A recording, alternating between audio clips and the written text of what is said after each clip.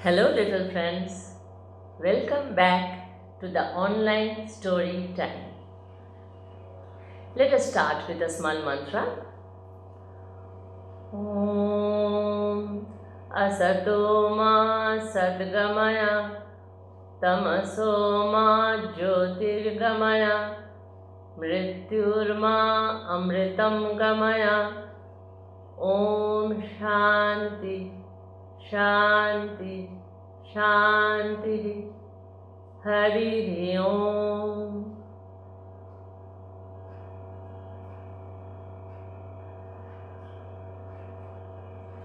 This means lead us from the unreal to the real. Lead us from the darkness of ignorance to the light of knowledge. Lead us from death to immortality. Om Peace, Peace, Peace. Hari Om. Today I will tell you two happy stories. After the passing away of SriRamakrishna, Swami Vivekananda gathered the young disciples who were ready to embrace the life of sannyasa. These young boys of rich and well-to-do families chose the path of renunciation as per the teachings of their Guru, SriRamakrishna Paramahamsa. Under the guidance of Swami Vivekananda, they started a monastery in a place called Baranagar near Kolkata. They called it the Ramakrishna Mutt.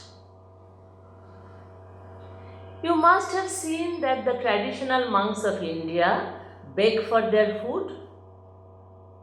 These young boys also had to beg for their food like any other monk.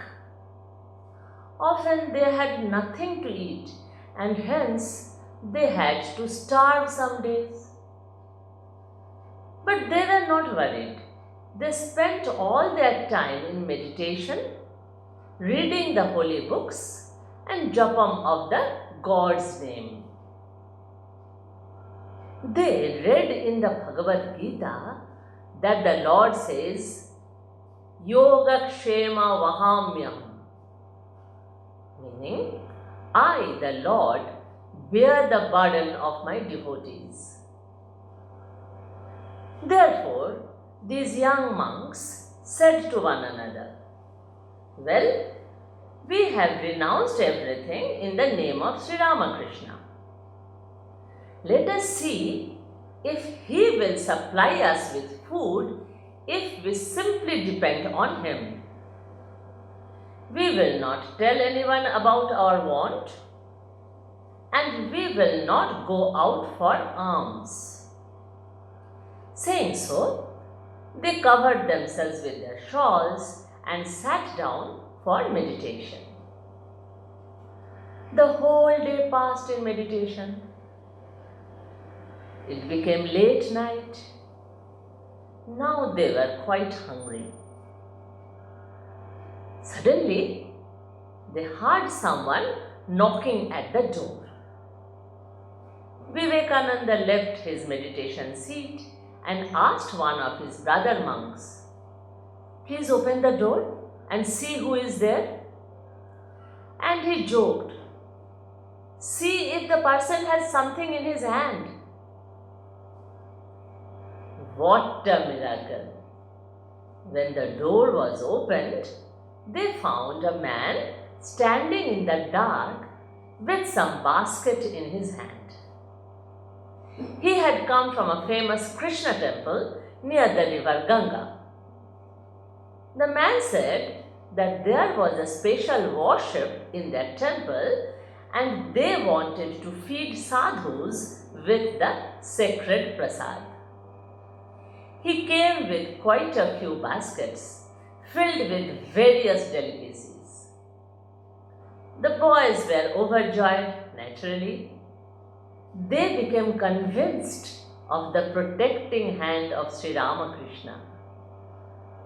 Then they offered the food to the master and partook of the prasad happily. You know, such things happened many a time. Later on, the boys started on the wandering life of the traditional sannyasis. I told you about this before. Yes. They were ever ready to face the troubles of the unknown because they had complete faith that their master would always rescue them if they needed. I will tell you one such incident which happened in northern India. Listen carefully. Once, Swami Vivekananda was traveling by train. There was a North Indian trader in the same train compartment. Trader, you know, businessman. Yes. This trader did not approve of sannyasa. He was proud that he was rich because he earned money. But sannyasis depended on begging. So he believed that they were inferior people. See? Hence, during the journey, by means of argument and taunts, he was going on telling that sannyasis are useless people. At that time, Vivekananda was suffering intensely from thirst. His voice was totally dry. But he was unable to get water because he had no money to pay for it. Instead of sympathizing with him, this trader made fun of him. He drank his own water and taunted Vivekananda. See here, my good man, I am drinking what nice water. You are a sannyasi and you cannot purchase it, and so you have to go without any water. Why don't you earn money as I do? And he made it clear that Vivekananda was getting what he deserved. That's all. Vivekananda got down from the train at Tadikhat station. Tadikhat station is near Gazipur in northern India. It was scorching summer noon. But the porter did not allow Vivekananda to stay within the station shed. What to do? Vivekananda sat down on the ground in the platform right under the scorching sun. This trader saw Vivekananda's starving condition. Now he came down from the train and went near Vivekananda in the platform. He opened his box of food and started saying, "What nice puris and laddus I am eating. Aha! You don't care to earn money, so you have to be content with a dry throat and empty stomach. You don't even have a mat to sit on. Look at me, how comfortable I am. Vivekananda did not reply and looked on calmly. Just like that he sat. Then something very strange happened. Presently, a man came there. He was carrying a bundle and a tumbler in his right hand and a mat under his left arm and an earthen jug of water in his left hand. He spread the mat in a clean spot, then put on it the things he was carrying and called with Vivekananda. Do come, Babaji, and take the food I have brought for you. Vivekananda was surprised beyond words. The trader's look was changed to pure surprise, what we can call blank amazement. Vivekananda told the newcomer again and again, See, my brother, you are making a mistake. You must have brought food for somebody else. I do not know you, and you do not know me either. Surely you are making a mistake. You must have brought food for somebody else.